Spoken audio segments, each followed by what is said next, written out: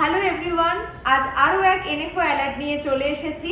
SBI mutual fund অর্থাৎ ভারতের সবথেকে বড় মিউচুয়াল ফান্ড হাউস নিয়ে এসেছে এসবিআই কোয়ান্ট ফান্ড। এটি একদম নতুন ধরনের ফান্ড যা ডেটা ড্রিভেন অ্যাপ্রোচ আর মাল্টি ফ্যাক্টর মডেল ব্যবহার করে স্মার্ট ইনভেস্টমেন্ট নিশ্চিত করে। এই ফান্ডটি মোমেন্টাম, ভ্যালু, কোয়ালিটি আর গ্রোথ এই চারটি শক্তিশালী ফ্যাক্টর ব্যবহার করে স্টক সিলেক্ট করে।